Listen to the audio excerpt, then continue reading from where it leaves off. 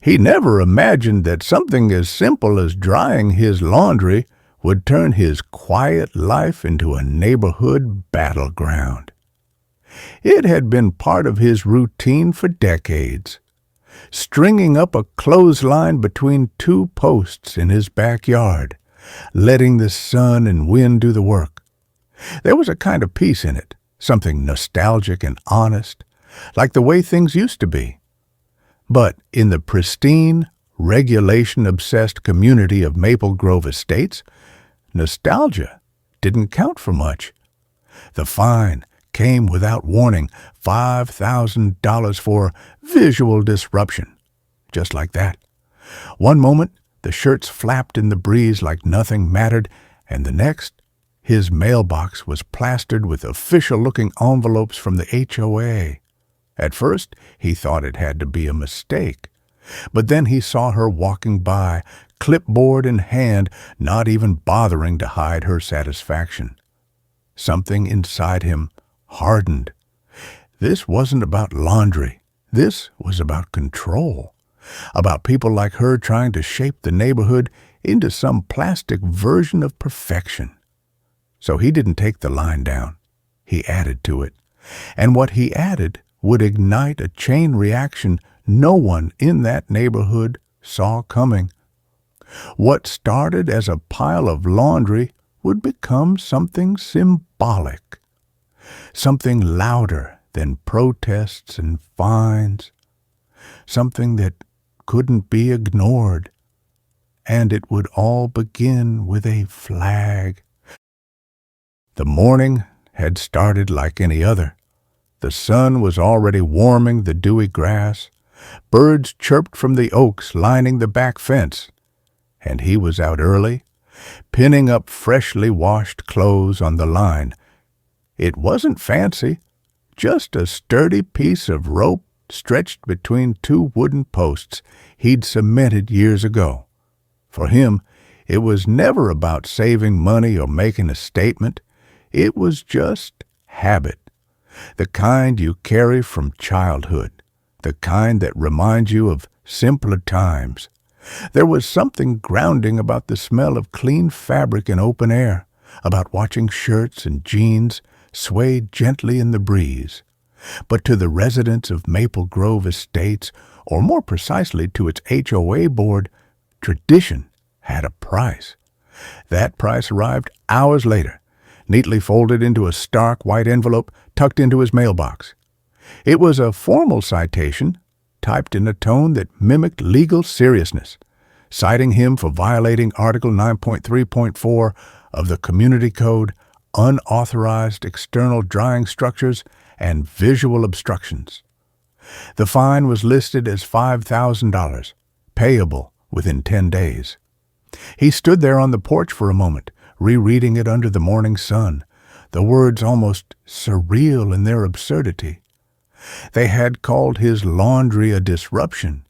They had turned a few cotton shirts and worn socks into a neighborhood offense. He looked back at the clothesline, still fluttering gently, unaware of the trouble it had stirred. It wasn't an eyesore. It wasn't hurting anyone. But in this polished, hyper-regulated neighborhood where perfection was defined by silence and symmetry, even harmless things could be framed as violations. From that moment, something shifted. What had once been routine was now a battleground, not because he wanted a fight, but because someone else had drawn the line. The notice was just the beginning. Within 48 hours, 2 more arrived, one taped to his front door, another slid under the windshield wiper of his truck like some kind of parking violation. Each carried the same stern tone, the same reminder of the $5,000 fine, and a growing list of consequences if non-compliance continued. They began to use language that made it sound like a criminal offense, as if drying clothes in the open was some public threat. He read them carefully, then set them on the kitchen table beside his morning coffee. Outside, the clothesline stood untouched, its modest display fluttering harmlessly in the wind. But behind the scenes, the gears of suburban authority were turning faster than he expected. Neighbors stopped making eye contact. Cheryl McDaniels, the HOA president, now passed his house twice a day instead of once, always with her clipboard, sometimes with her phone raised like she was recording. One afternoon, a printed pamphlet appeared in every mailbox on the street. Maintaining Visual Harmony in Maple Grove Estates. It was filled with bland corporate language about neighborhood standards, but in the corner of one page was a zoomed-in photo of his backyard, his clothesline circled in bright red ink. No name was mentioned, but the implication was obvious. He was now the example, the problem, the disruption. By the end of the week, a man in a work van pulled into his driveway. He said he'd been hired by the HOA to remove unauthorized backyard fixtures. When asked if he had a legal order, he just shrugged and drove off. That night, the wind shifted. There was something colder in the air, and it wasn't the weather. It was the realization that this wasn't just about rules, it was about control. About someone trying to break him down slowly, make him submit through paperwork, threats, and social pressure. But he wasn't built to bend that way. Not after the things he'd seen. Not after years of service where freedom meant more than convenience. Still, the tension tightened around him like a noose. Every glance from a neighbor, every envelope in the mail, every unannounced visitor felt like another turn of the screw. They wanted him to feel cornered, and slowly, day by day, they were making sure he did. By Saturday morning, something in him had settled. Not anger exactly, but a kind of quiet certainty. He woke early, even earlier than usual, and stood for a while at the back window, watching the first light spill across the lawn. The clothesline was still there, a little droop in the center where the rope had stretched. Empty for now, but still standing like a question no one had answered yet. He had spent the night thinking, not just about the fine or the notices or the way his neighbors had begun to avoid him, but about what mattered, what had always mattered: freedom, simplicity, the right to live a life that felt honest. So he decided to answer in the only way that felt true. He took out a clean folded American flag from an old wooden box in the garage. It wasn't decorative or new. It had creases from where it had been kept all these years, a little faded from time, but still bright enough to make a point. He fastened it to the center of the line, making sure it hung evenly. Then, on either side, he clipped a pair of camo pants, his old Army t-shirt, and a black and white photograph of his platoon, laminated now to keep it from curling in the wind. The display wasn't loud or showy. It was quiet, dignified, and completely intentional. It told a story without saying a word, and for him, that was enough. But it didn't take long for others to notice. By mid-morning, Cheryl had returned, this time with 2 HOA board members in tow. They stood just outside the property line, pointing, whispering, their expressions tight with frustration. Cars slowed as they passed. A few neighbors stopped to take pictures. One even nodded at him as he stood on the porch, arms crossed. The response was mixed. Some shocked, some inspired, some just curious. But it was clear the act had shifted something. The clothesline was no longer just about laundry. It had become a message, a stand, a reminder. He hadn't raised his voice. He hadn't filed complaints or threatened lawsuits. He had simply raised a flag and let it speak for him. The HOA didn't know how to respond.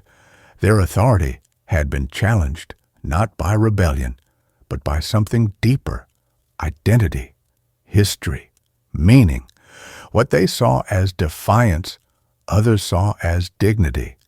The lines between rule and reason were beginning to blur, and the tension in the air now carried a different weight, one they hadn't anticipated. Monday came with the weight of confrontation hanging in the air. It wasn't just the usual quiet tension anymore. It was something thicker, something that pressed down on the entire neighborhood like the humidity before a storm. The flag still waved from the center of the line, now accompanied by a few more additions: a folded letter of commendation from his service days, a pair of worn boots placed just beneath the line in the grass, and a small wooden plaque that read, "Freedom isn't HOA approved." He hadn't planned to escalate, but every passing day and every condescending notice slipped into his mailbox only confirmed what he already knew. They wanted him silent, invisible, obedient. He wasn't any of those things. That morning, a white city utility vehicle pulled up in front of his house. Two men stepped out, clipboards in hand, city badges around their necks. They weren't from the HOA. They were from municipal code enforcement, called in by a formal complaint from the neighborhood association. Cheryl stood across the street, arms folded, clearly watching, waiting for him to be forced into submission. The men walked the perimeter, checked measurements, took photos. One of them walked over, introduced himself, and asked if the display had been recently installed. The man simply nodded and stood back. After 20 minutes of inspection and quiet conversation between the two agents, one of them returned to say the display did not violate any city ordinances. There was no permanent structure, no safety hazard, no cause for official action. The men left with polite nods, and Cheryl's face across the street went pale with disbelief. But the HOA wasn't finished. That same evening, they announced an emergency meeting to vote on a new amendment to the community bylaws, a complete ban on exterior drying devices, clotheslines of any kind, effective immediately. The meeting would be held at the clubhouse the following night, and the vote would be final. It was a clear move, a fast, strategic attempt to shut him down through procedure. He attended the meeting not to fight, but to listen. The room was full more than usual, with people who rarely showed up to these things. The tension was thick, not everyone seated on the same side. Cheryl made her case with her usual mix of smug confidence and passive-aggressive professionalism. She used words like optics, neighborhood standards, and maintaining property values. But then something unexpected happened. One by one, neighbors began to speak, not just in his defense, but about what the line had come to represent. A single mother said it reminded her of her grandfather's backyard. A veteran in the back stood up and quietly thanked him. Even the soft-spoken widow who lived next door said she found comfort seeing that flag outside every morning. The vote didn't go the way the board expected. The motion to ban clotheslines failed. For the first time in a long while, authority was questioned, and the community chose memory over mandate. Cheryl left the meeting in silence. The man stayed seated for a long time, staring at the floor, not in triumph, but in quiet disbelief that something so small could mean so much to so many. The days that followed the meeting felt different, as if the entire neighborhood had exhaled at once. The silence that had once felt suffocating was replaced by a quiet undercurrent of conversation. People who used to glance away when passing his house now gave small nods, even smiles. Something in the atmosphere had shifted, not dramatically, not with fanfare, but steadily, like a slow-moving tide. And then just as it all began to feel like it might return to normal, something unexpected happened. On Wednesday morning, as he stepped onto his porch with his usual cup of coffee, he noticed it. Across the street, a new clothesline.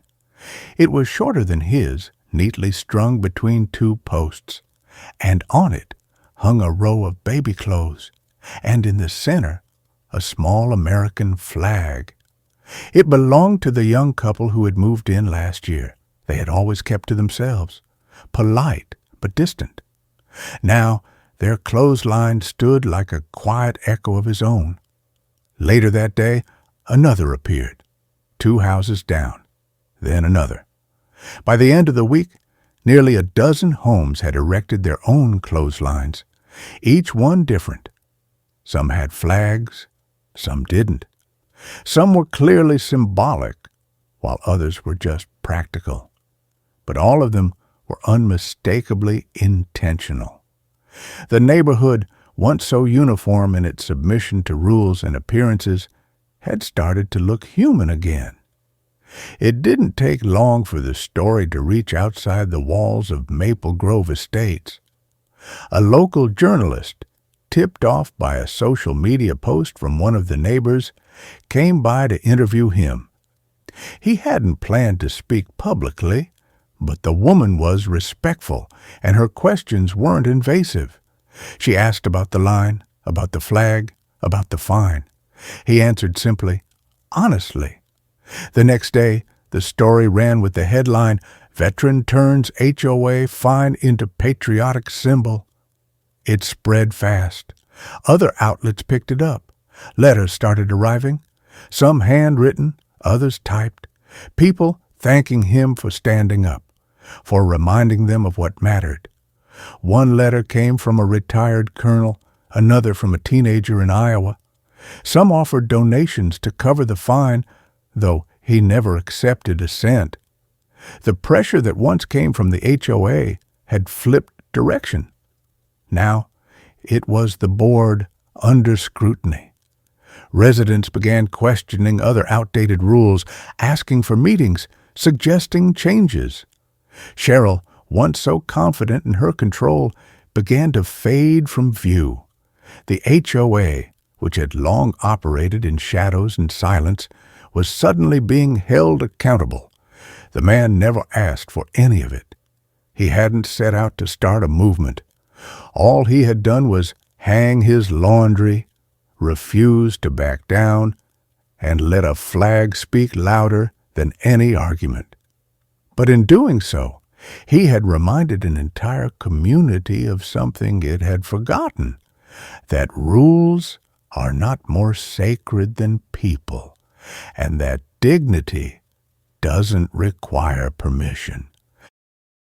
The clothesline remained not just as a fixture in his yard, but as a symbol that had quietly transformed the neighborhood. Each morning, it moved gently in the breeze, casting soft shadows on the grass below. The fabric clipped to it changed with the days, sometimes fresh laundries, sometimes nothing but the flag, occasionally the boots and the photograph on days he felt reflective. It had become a part of the landscape now, not as an eyesore, but as a point of quiet respect. No more notices arrived, no more confrontations.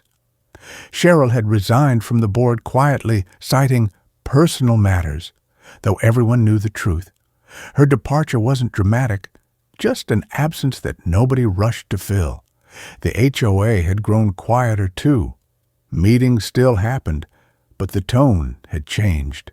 There was less rigidity, less fear of breaking some unwritten code of suburban perfection. People talked more openly. They asked questions. They started listening to one another. A few of the neighbors who had once been cold now stopped by on occasion. Sometimes they brought pie. Sometimes they just wanted to say thanks. And he always accepted their gestures with calm humility, not needing praise but understanding the human need for connection. He had not sought to change the rules, only to live honestly within them, to protect the small freedoms that make a life feel like one's own. And yet, in doing so, he had given the community something they hadn't even known they were missing. A quiet example of courage that didn't shout, didn't demand, but simply stood its ground. On one particularly crisp morning, he stepped out and noticed a child from down the street walking by with his mother. The boy paused, pointed at the line, and asked something too soft to hear. The mother leaned down, said a few words, and then waved.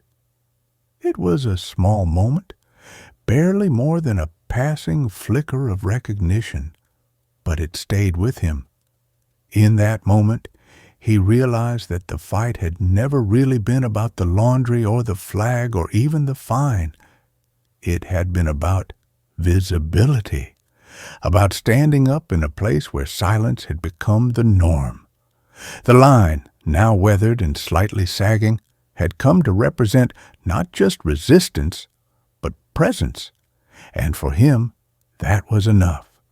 He didn't need more headlines, more letters, or more support. He just needed to know that what he believed in still had a place in the world he lived in. As the wind moved across the backyard and the fabric danced in the morning light, he sat down with his coffee, the same way he always had, and watched the line sway gently, steady as ever.